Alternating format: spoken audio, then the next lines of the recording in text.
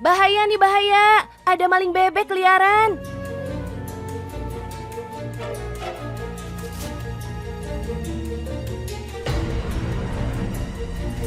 Jeng jeng, untung aja nih ada warrior kita yang gaya bela dirinya sat. Si maling jadi keder kena mental deh nih. Makasih banyak loh mbak.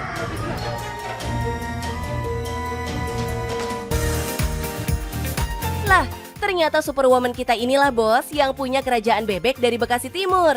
Widih, salim dulu Mbak Nani. Warungnya Mbak Nani yang selalu rame ini lagi banyak di-review food vlogger nih bos. Bayangin aja, dalam sehari bisa ludes loh sekuintal bebek. Omsetnya ratusan juta bos, edun. Padahal sebelum buka kedai ini, Mbak Nani nggak punya background bisnis kuliner sama sekali. Doi ini malah tercatat sebagai seorang mantan satpam bos. Bos, siapa sangka saya mantan satpam bisa punya usaha kuliner bebek. Kalau yang mau tahu perjalanan hidup saya, boleh dipantengin di Cuan Bos.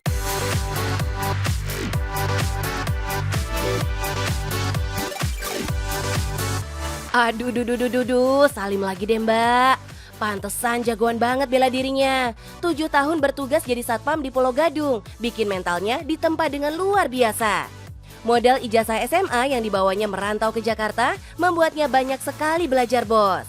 Banyak kak, sudah jualan gorengan, nasi uduk, mainan anak-anak. Pernah jadi satpam juga.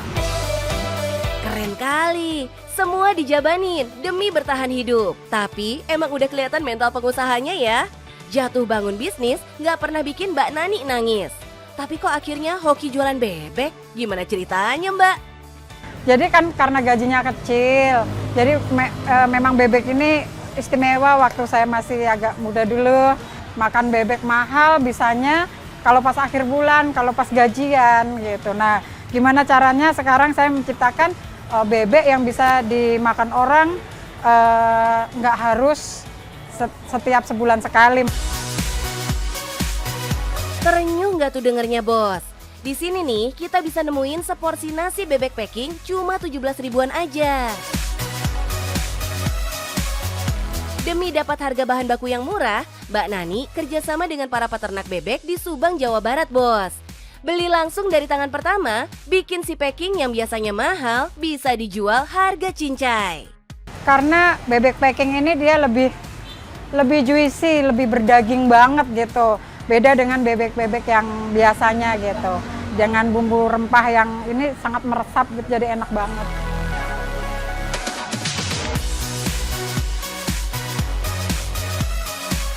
Jadi bos, setiap hari kita bisa masak, sekali masak 3 kuali ini.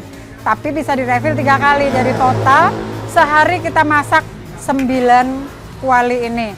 Dengan bumbu dapur habis 50 kg. Ini empuk alami karena dimasaknya dengan api kecil.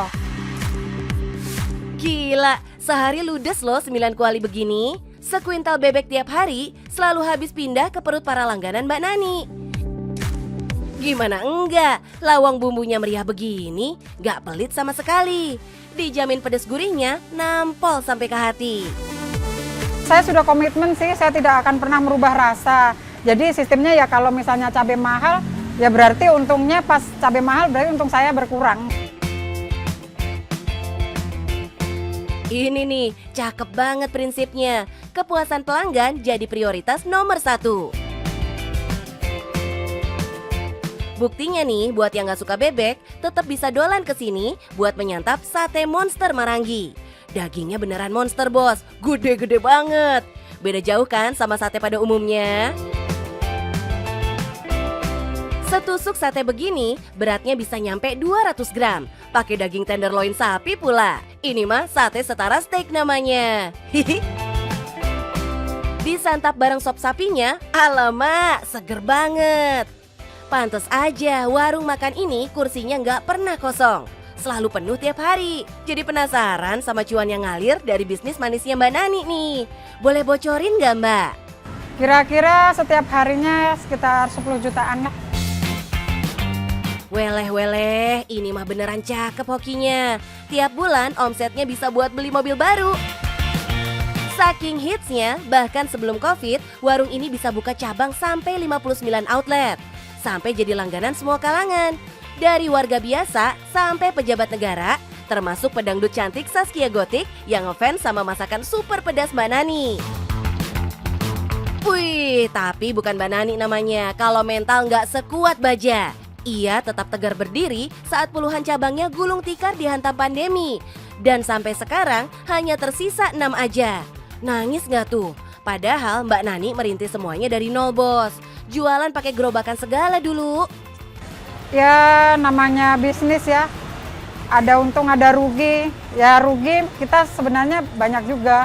Kita sudah pernah buka di Jogja, di Klaten. Ketika kemarin Covid, pada tutup semua. Kata menyerah tuh nggak pernah ada di kamusnya Mbak Nani. Semua ia lalui dengan tegar. Sesudah jatuh, ia selalu bangkit lagi. Semua kesalahan dicatat sebagai pelajaran.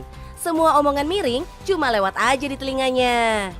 Wah, cuman bekas security, cuman lulusan SMA. Tapi saya buktikan dengan background yang saya punya, saya mampu. Saya bisa memperkerjakan beberapa karyawan dan mereka bisa bertahan hidup mengandalkan dari bebek yang kita jualin nih.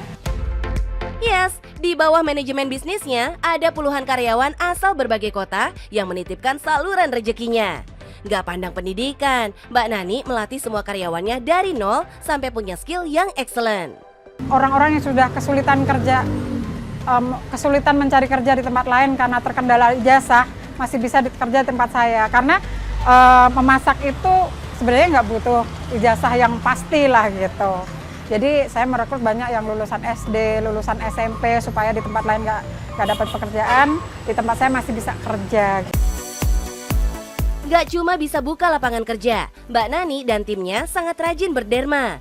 Hampir setiap tahun, gak pernah absen ia selalu berbagi pada orang yang membutuhkan. Gak heran kalau derajatnya diangkat dan rezekinya dilancarkan. Super salut deh Mbak. Tuh bos, barengan kita belajar dari Mbak Nani buat gak takut berjuang dan raih cita-cita kita. Jalannya boleh berliku, tapi kita kudu terus maju. Bos, meskipun kita orang kecil, kita harus punya mimpi. Nikmati prosesnya dan selalu kerja keras. Yang penting, cuan bos!